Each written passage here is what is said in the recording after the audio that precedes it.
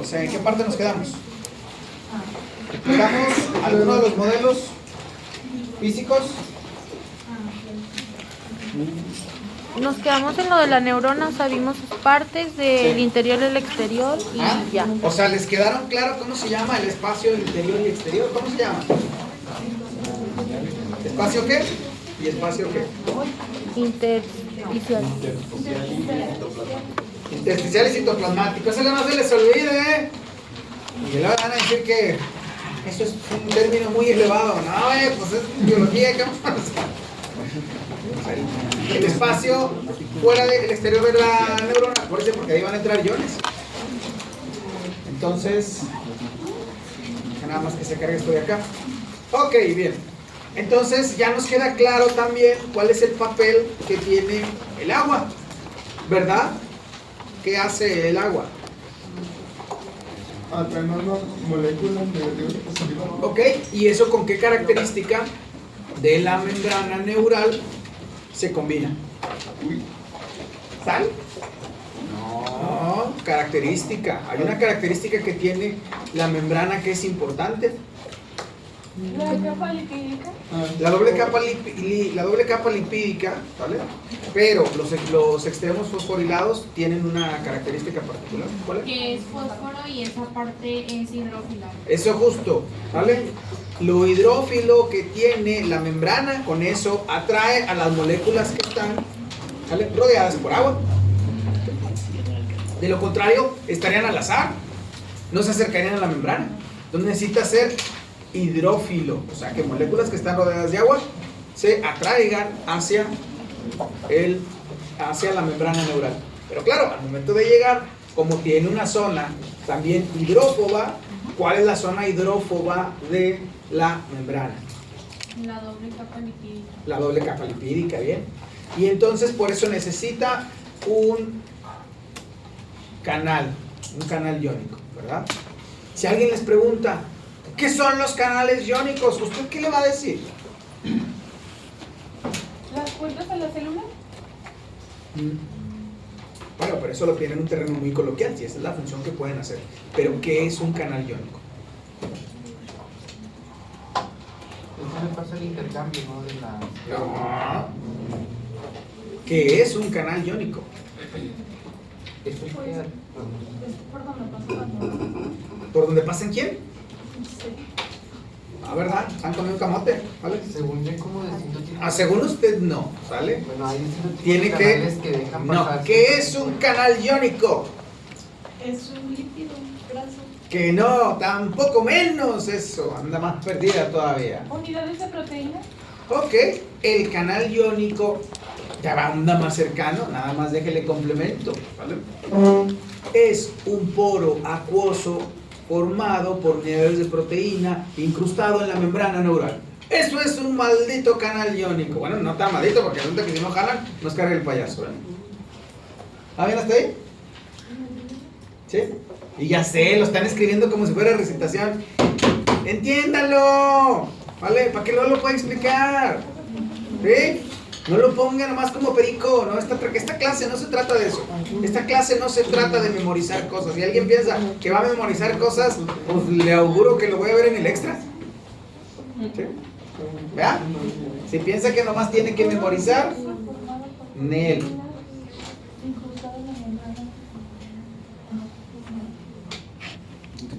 Un canal iónico, entonces. Un poro acuoso formado por unidades de proteína que está.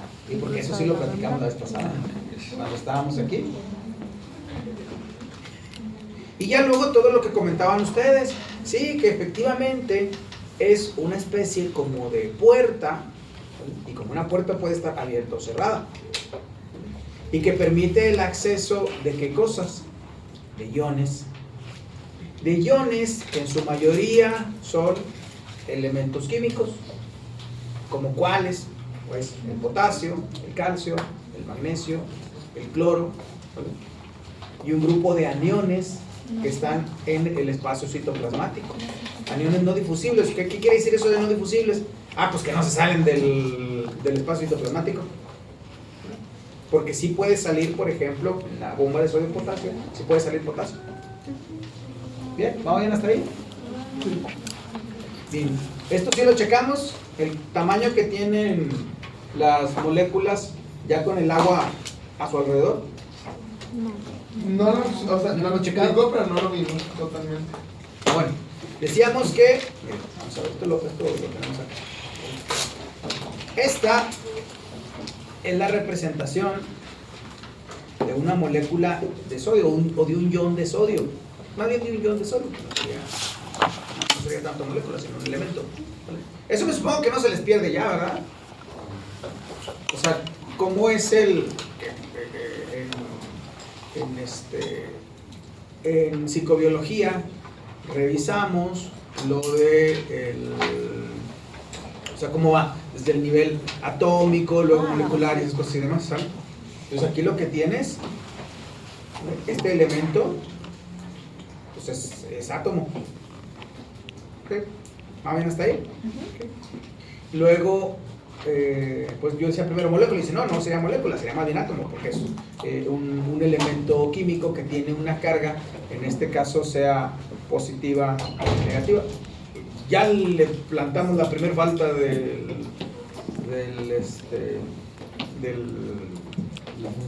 la primera falta del semestre y del año a lo mejor también aquí conmigo. Entonces, si ya a partir de hoy sí empiezo a tomar las faltas, obviamente quienes están y no están en la lista, ¿vale? Pues van a tener su asistencia completa, porque luego ya cuando yo revise, pues acuérdense que va a un 0, que es lo que cuando son faltas. Pero quienes llegan, así por ejemplo como Severo que llegó ahorita tarde, pues sí le voy a poder marcar su falta, ¿vale? Si alguien más llega ahorita, pues le voy a poder marcar su falta, porque a lo mejor todavía no tengo muy resuelto si alguien no viene, ¿vale? Pero sí me doy cuenta, sí. No me genera problema, ¿vale? Bien, entonces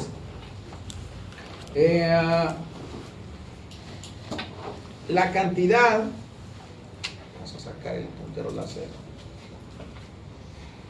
La cantidad de agua que atrae un átomo como el de sodio es mayor, ¿vale? al ser más pequeño.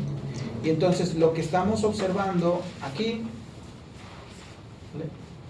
es el tamaño total, que sería correspondiente a esto, 0.133 nanomicras. ¿Y es cuando yo absorbió? Sí, es cuando tiene el agua pegada. Sí.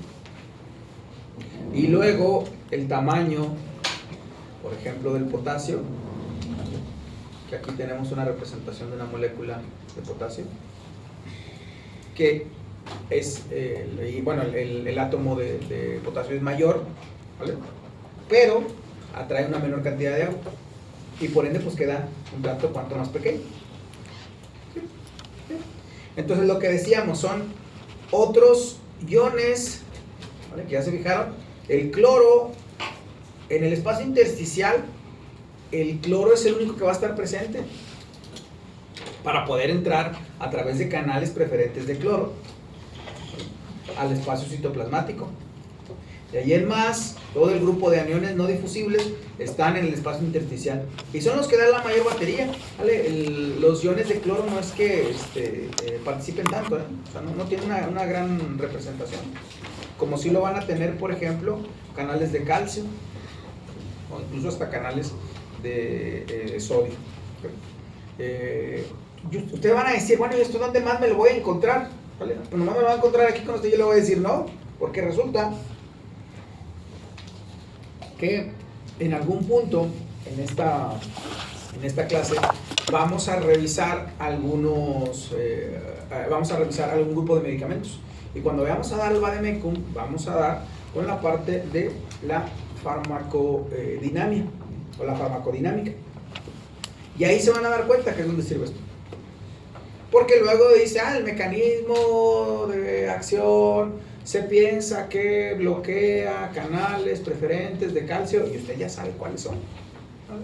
El efecto terapéutico, ¿sí?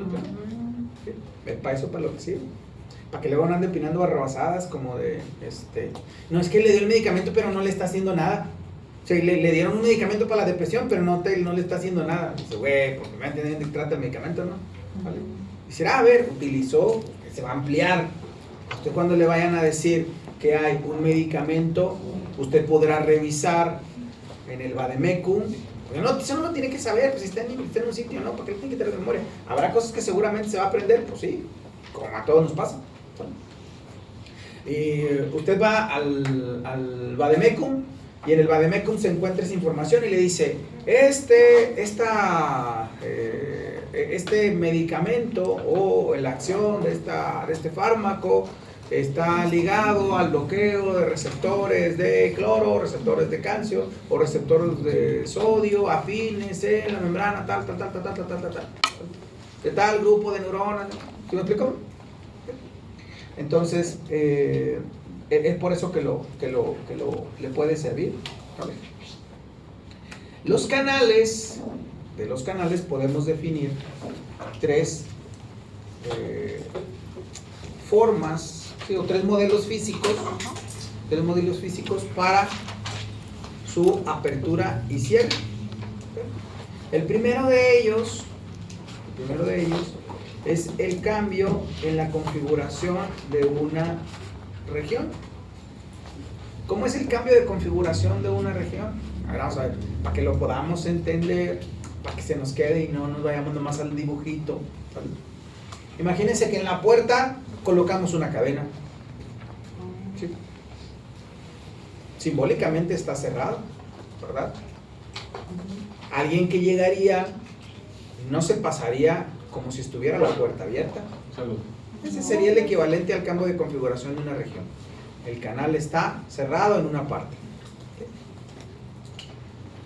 El segundo de los modelos es el cambio estructural general. Pues sí, así como está la puerta ahorita. El canal se cierra completamente, ¿vale? Impidiendo el paso de las moléculas, pero está completamente cerrado. Se estrecha la apertura por la que podrían pasar los iones. Y el tercero de los modelos físicos es el de partícula bloqueadora. Entonces llega una molécula y obstruye el paso de iones. Esos son los tres modelos físicos. Son los tres modelos físicos de la apertura y cierre de los canales.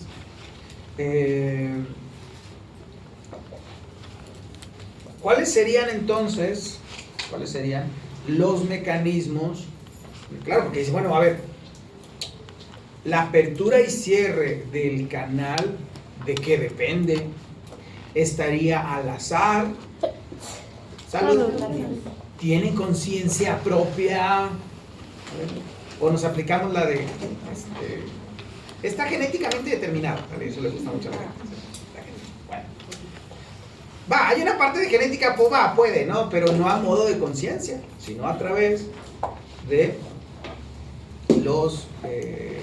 de las cuatro formas reconocidas de apertura y cierre de los canales. El primero es el conocido como de canales regulados por ligando o neurotransmisor. El ligando o neurotransmisor. Vamos a ver. En este modelo, que es, claro, en el que se basaría una muy buena parte de toda la actividad de la corteza y de una muy buena parte incluso de los órganos efectores, digamos que es el más copioso y es el que tiene tiene mayores posibilidades de trabajarse con él. Prácticamente una muy buena parte de los medicamentos van a ir a canales regulados por ligando o neurotransmisor. ¿Okay? A ver, ¿cuántos de ustedes han escuchado hablar en el último, fuera de aquí, fuera que sea conmigo, ¿vale? ¿Han escuchado, sea en la radio o visto en el TikTok, algo relacionado con neurotransmisores? Levante la mano bien, no le voy a preguntar más, no le voy a preguntar cuáles eran esas cosas mismas. ¿Vale? ¿Okay? Bien. Y todos ellos relacionados a algo incluso hasta cómico, mágico, musical. ¿Vale? Cuando alguien habla sobre neurotransmisores, hasta pareciera que está cerca de la erudición, ¿vale? Pero si les dice que hay muchos neurotransmisores, está equivocado. Si les dice que la nicotina es un neurotransmisor, está equivocado. Ojo, en el tiempo, mira, en el tiempo en el que andaban con lo de los poros de la legalización de la marihuana y esas cosas y demás, trajeron por acá, bueno, no aquí, sino fuera en Arteaga, y llegaron los muchachos con los ojos así prácticamente abiertos de asombro, porque alguien de los supuestos expertos les dijo que al final el cuerpo producía, ¿vale? Producía cannabis y producía nicotina. Ah, que la chingada, ¿vale? No, lo que ocurre, dicen ojalá. No, lo que ocurre es que estas moléculas que son exógenas llegan al sitio de receptores que son para otra cosa, ¿vale? Los receptores y se denominan así, receptores cannabinoides. Los receptores cannabinoides no es que tú produzcas cannabis, güey, no. Lo que pasa es que tú lo que produces son una serie de péptidos, ¿sí? Una serie de péptidos que de manera endógena no son cannabis, ¿sí? Pero en cuanto llega la molécula de cannabis a ese sitio, activa el canal. ¿Sí? ¿Sí me explico?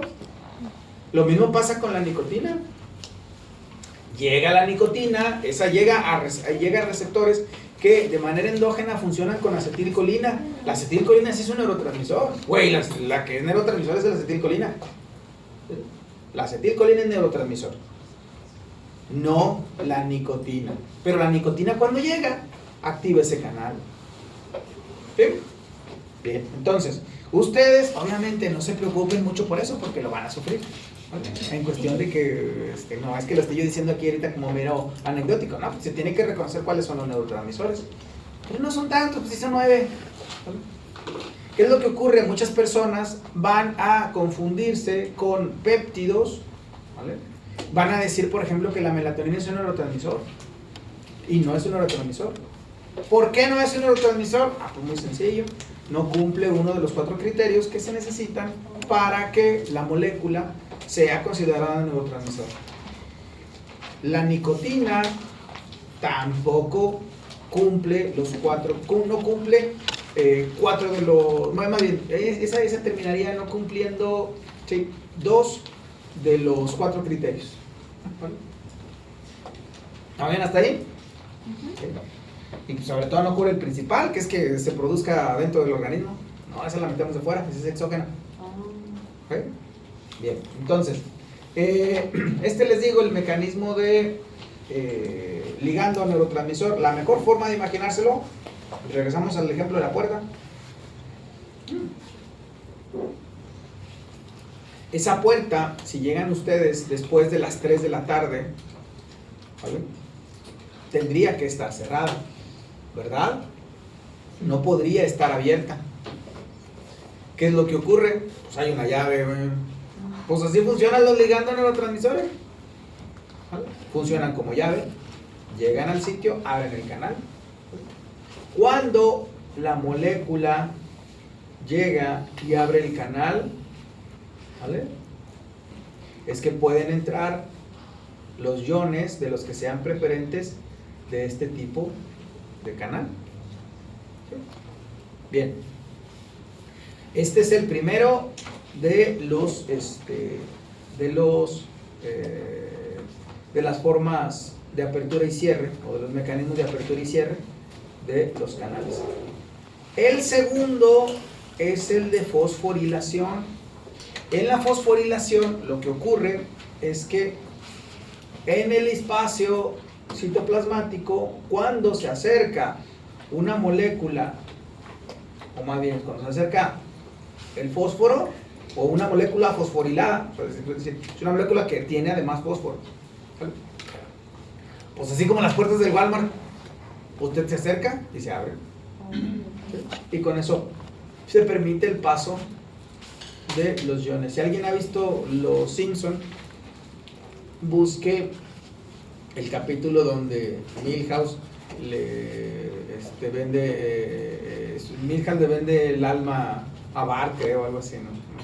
No se acuerdan de eso. No, es al revés, sí. Bart le vende su alma a Milhouse, ¿no? Entonces, él va a entrar al supermercado y la puerta no se abre, ¿no? Entonces, hagan de cuenta que así no se le puede olvidar, ¿no? Entonces, este sería el ejemplo del canal regulado por fosforilación.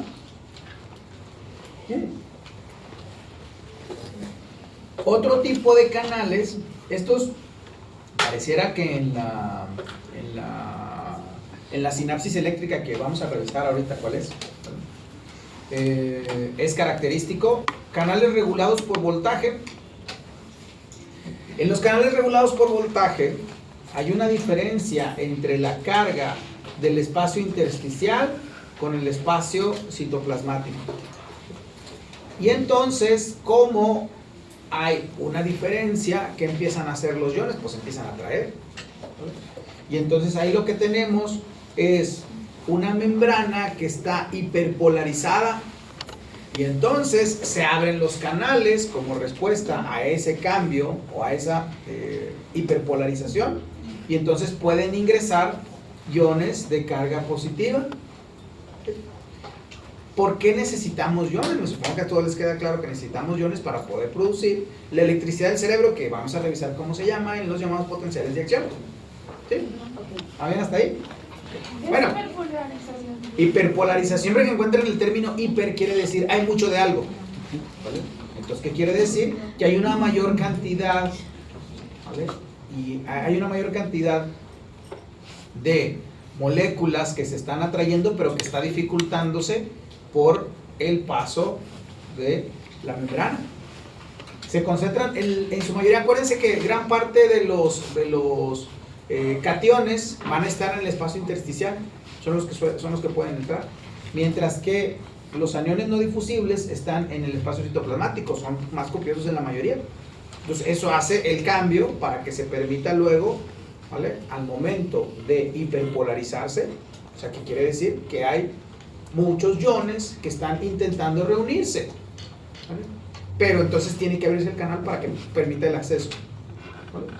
Y al acumularse una cantidad suficiente de iones, es que viene la descarga. ¿Va bien hasta ahí? La descarga esa que llamamos potencial de acción. Okay, bien. El cuarto de la cuarta de las formas de apertura y cierre es los canales regulados por distensión o presión. Vamos a ver. Si usted toma un globo, ¿vale?, y le pica con una aguja, ¿vale?, no se va a ver nada, ¿verdad? Pero si usted empieza a inflar ese globo, ¿qué va a ocurrir? No me digan que no lo han hecho. Nunca jugaron con globos. No, es verdad. Qué vidas tan tristes tienen ustedes, ¿vale? No, nunca hicieron eso. Bueno, pues hágalo. Poncharlo antes de que esté inflado. Hombre, claro. O sea, no, pues que no. Sí, o sea, usted le pone el picotazo, ¿vale?, y luego empieza a inflar. Pero no lo saca. Se va a desinflar. No se va a inflar. ¿Seguros? Pero si no lo va a saca, salir el aire por el hoyito. No, claro. Pero a ver, yo lo que quiero que usted haga es que pueda observar qué es lo que ocurre. Usted empieza a inflar el globo y empieza obviamente a retirarse, pero llega el punto en el que se empieza a ver ese hoyito hasta que revienta. ¿Sí? Hágalo. Va a dar cuenta que es muy divertido, porque usted le pone el piquetito y no lo ve, ¿vale? Y luego empieza a inflar. La zona que tiene, a ver,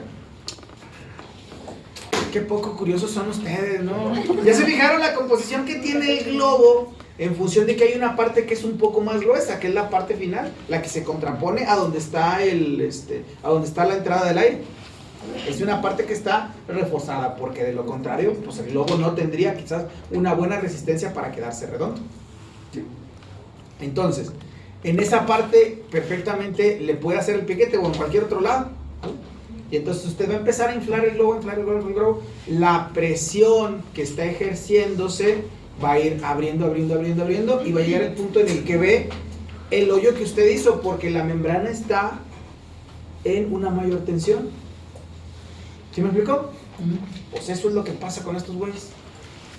La membrana se estira. ¿Y por qué se estiraría la membrana? ¿Vale? Dicen, bueno, en los cuerpos neurales pues serán pocos, pero en el órgano de Corti, en las células pilosas del órgano de Corti son un ejemplo de membranas y de canales que se van a abrir con distensión o presión. ¿Sí? ¿Sí le entendió?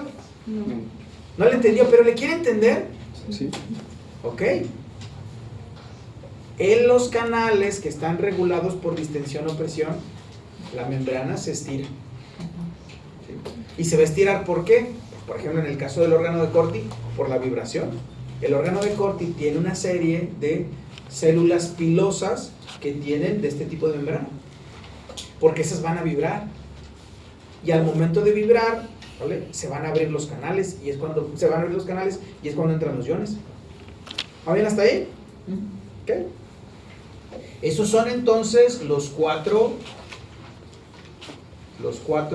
mecanismos de apertura y cierre. ¿Qué onda? Nada más para que quede claro, ¿esos canales iónicos están en todas las células de nuestro cuerpo? A ver, no en todas las células, porque no todas van a producir electricidad. ¿Okay? ¿Quiénes son las que producen electricidad? Las neuronas. Pero acuérdese que también va a haber en algunos órganos efectores que tienen que recibir una descarga eléctrica para poder activarse. Por ejemplo, los músculos, por ejemplo, las glándulas. ¿Sí? Están recibiendo, entonces tienen que tener canales para poder recibir. ¿Va bien hasta ahí? Sí. Okay. Bien. Entonces, hay una parte también que es muy importante en cuanto a los canales regulados por ligando o neurotransmisor. ¿Sale? Hay una característica que comparten los canales regulados por ligando y los canales regulados por voltaje, que tienen que ver con un periodo refractario. Este periodo refractario no es descanso, ¿vale? Olvídense eso de que el periodo refractario implica descanso. Lo que implica es que no reacciona. O sea, no funciona como tendría que funcionar cuando llega la molécula. ¿Sí? ¿Vamos bien hasta ahí? Esto se los cuento ¿por qué? Porque cuando lleguen a sexualidad va a haber quienes piensen que el periodo refractario es una de descanso y no, lo único que ocurre es que no reacciona, ¿vale? A la estimulación no reacciona. Aquí esto pasa lo mismo. Puede llegar una molécula, si está en periodo refractario, puede llegar una molécula que abriría perfectamente, pero pues no abre. ¿Por qué? Porque está en periodo refractario. ¿Por qué no podría estarse en una constante estimulación? Porque entonces perdería sentido la regulación neural que tenemos. ¿Sí? No, nuestras neuronas no pueden estar todo el tiempo trabajando. Van teniendo momentos, así como esto hay que imaginárselo quizás como una orquesta. En una orquesta se ejecuta la pieza o se ejecutan las notas, los movimientos, de acuerdo a un ritmo que se enmarca con otros y hay silencios. ¿Qué ocurre si en una orquesta cada quien toca lo que quiere? Se hará lo que sea, a menos una pieza musical, ¿verdad? Sí. Entonces, si cada quien va en lo suyo, pues, tardará eso en convertirse en un sonido que puede identificarse como música. ¿Sí? ¿Va bien hasta ahí? Sí. En el caso de los regulados por ligando, tenemos que identificar dos condiciones, agonista y antagonista. Vamos a ver. ¿Qué sería vamos a ponerlo así, ¿qué sería un antagonista? ¿O cuándo se le marca a alguien como antagonista? Cuando se opone a algo. Se opone a algo. Ok. Bien. Y entonces, ¿qué sería algo agonista? Está a favor. Que está a favor, que promueve, que tiene, ¿sabes? O sea, es un agonista, ¿vale? Bien, aquí tendríamos que identificar también otras dos condiciones, endógeno contra exógeno. ¿Sí? ¿Cuál es el agonista endógeno? Pues toda aquella molécula que llega a un sitio de recepción específica y activa el canal. Ese sería un agonista endógeno. Pero puedo tener también un agonista exógeno. Esto es, lo fabriqué fuera y cuando lo meto hace la misma acción que el que haría el endógeno. Bien. Yo me supongo que muchos de acá ya están pensando, entonces una muy buena parte de medicamentos, una muy buena parte de moléculas que incluso de la dieta podrían funcionar como agonistas endógenos. Miren, ahí les va ejemplo. A ver, levante la mano quienes fuman. Tabaco. Me refiero a tabaco. Ok, bien. Bueno, ahí les encargo cuando sus pulmones estén colapsando. Y los años de vida saludable que se van a quitar, pero bueno. Es un hábito, fumar es un hábito, ¿vale? Pero hay algunas cosas que ustedes están metiendo, por ejemplo, a través de la nicotina. A través de la nicotina ustedes están metiendo un agonista exógeno, ¿vale?, que activa canales de acetilcolina. Luego, por lo tanto, el efecto aquel posiblemente relajante cuando fuma, o incluso la pérdida de la sensación de hambre cuando fuma, hay gente que así le hacía. Tiene hambre, se fuma un cigarro. Y con eso pareciera que la sensación de hambre se va un poco, claro, pues está estimulando receptores receptores nicotínicos. ¿Sí? ¿Vamos bien hasta ahí? ¿Sí? Ese es un tipo de agonista exógeno. Pero también podemos tener, o también se tendría que tener, así como tenemos agonistas, tenemos antagonistas. Y en los antagonistas, imagínense que llega una molécula que se pone en el sitio de recepción, pero no activa el canal, simplemente lo bloquea. Este antagonista puede ser de dos formas, reversible o irreversible. Cuando es reversible, nada de esa molécula se degrada y se va. Vamos a regresar al ejemplo de la puerta. Yo les aseguro que más de uno de ustedes trae una llave que va a entrar ahí, a esa chapa. Yo les podría asegurar y garantizar que más de uno trae una llave que entra ahí. Pero no da vuelta. ¿Vale? No da vuelta porque a lo mejor no tiene la combinación. Que tenga la combinación es baja la probabilidad. Puede ser que alguien la traiga, pues sí. Pero es baja la probabilidad.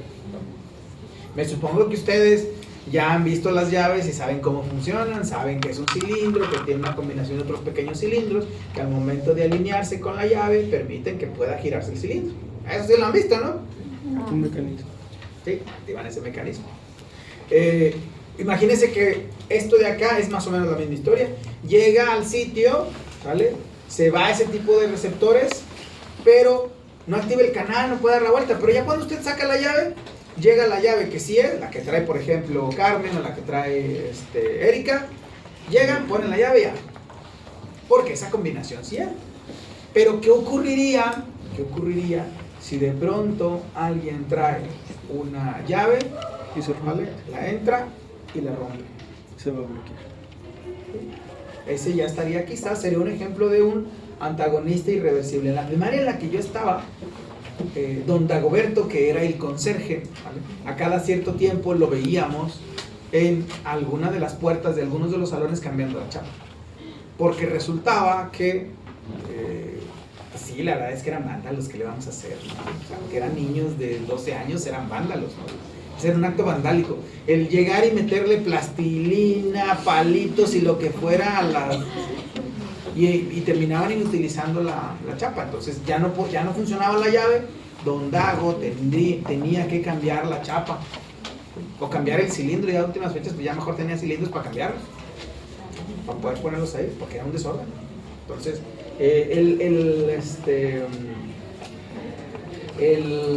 sería un ejemplo de un antagonista irreversible. Obviamente los antagonistas irreversibles serán sustancias que se denominan, pues, tóxicas.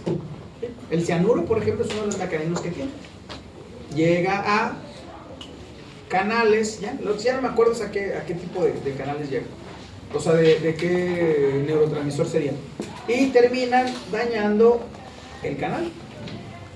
Con lo cual, se daña el canal, pues todo lo que había de flujo de corriente y eso, pues ya no puede regularse, se muere la neurona.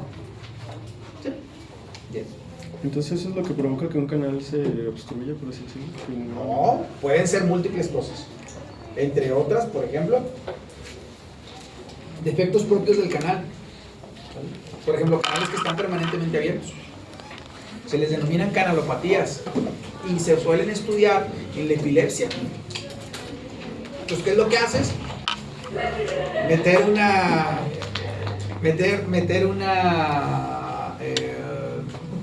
Lo que haces es meter un tratamiento que regule la cantidad de neurotransmisores o que bloquee la acción de esos canales.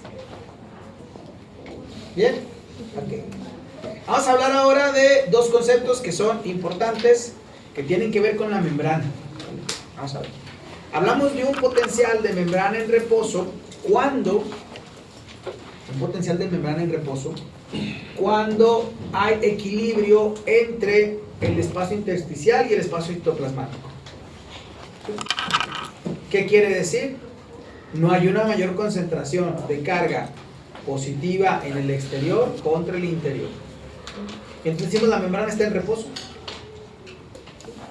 Pero pues obviamente el reposo no es algo, ¿vale? No es algo que vaya a estar de manera permanente. En cuanto, ¿vale?, hay una hiperpolarización de membrana, se abren canales. ¿Vale? Esto que viene aquí explicado, ya se fijaron que están, como están abiertos algunos canales, está permitiéndose el flujo, el tránsito entre canales, entre iones, por ejemplo, de sodio y iones de potasio. Entonces estos están fluyendo de manera libre. Está la membrana en reposo. Pero cuando hay una hiperpolarización, o sea, se carga la mayor cantidad acá, ¿vale?, lo que se hace es que se tapan de manera momentánea los canales tanto de sodio como de potasio para aumentar la polarización en el espacio citoplasmático. Luego aquí a través de la bomba sodio-potasio que van a sacar sodio y van a meter potasio, ¿vale? Y entonces, ya que se juntó la cantidad suficiente para producir 55 microvolts, ¡pum!, viene la descarga. ¿Sí? La descarga llamada potencial de acción. Obviamente estos serían ejemplos de canales regulados por voltaje. ¿Okay? Aquí en estos es el voltaje el que está mandando. ¿Okay? ¿Qué sería entonces, o cómo hablaríamos del potencial de acción? ¿Vale? El potencial de acción fue un descubrimiento de Kenneth Cole y Howard Curtis. Kenneth Cole no es el de las bolsas, ¿ok?, ni de las mochilas. ¿Okay? Que alguien se ubicó Kenneth Cole como el de las bolsas, no es ese. ¿Vale? Estos lo que... Bueno, y creo que también, sí, creo que sí. Hubo un jugador de americano de nombre Howard Curtis. Creo, como que me suena. ¿Vale? Estos, ¿vale? Bueno, espérenme. Déjenme les cuento que esto de la bomba sodio-potasio es de particular utilidad, ¿vale? Es de particular utilidad en los axones. ¿Por qué en los axones? Porque hay partes donde el axón queda libre y ahí pueden entrar desde el espacio intersticial. ¿Por qué queda libre? Porque las vainas de mielina no están todas seguidas, van como que apartes. Entonces dejan un espacio donde el axón queda libre. Ese espacio donde el axón queda libre se denomina nodo de Rambier. Y ahí van a encontrar o van a decirles que en los nodos de Rambier se renueva el potencial de acción. ¿Qué quiere decir? Que pues a través de este mecanismo de intercambio de iones de sodio y potasio se mantiene la señal eléctrica. ¿Va bien hasta ahí? Bien. Entonces les decía acá del potencial de acción. Todo esto ocurre. ¿Dónde se recluta? ¿Dónde se reclutan los 55 microvolts? Pues aquí, en el llamado cono sináptico. Kenneth Cole y Howard Curtis hicieron su experimento en un calamar. ¿Por qué el calamar? Pues que resulta que el calamar tiene algo que se llama el axón gigante. Es un axón neural, pero que tiene el grosor de un cabello humano. Entonces, pues a simple vista se alcanza a ver. Entonces ellos lo que pusieron fueron tubos de vacío a lo largo del calamar y se dieron cuenta que cuando a cierto tiempo, ¿vale?, ese tenía una reacción, una descarga, y el cálculo es que está entre los iones suficientes, cationes y aniones suficientes para producir 55 microvoltios. ¿Está bien hasta ahí? ¿Sí? Entonces, en el cuestión del potencial de acción, que acuérdense, tenemos potencial de membrana, potencial de acción, o el potencial de membrana es el potencial de membrana en reposo. ¿Sí? Ok, entonces en esta parte por ahí lo podemos terminar, pero no piensen que van a terminar la clase, porque lo que sigue es que vamos a platicar sobre los neurotransmisores. Y antes de platicar de los neurotransmisores,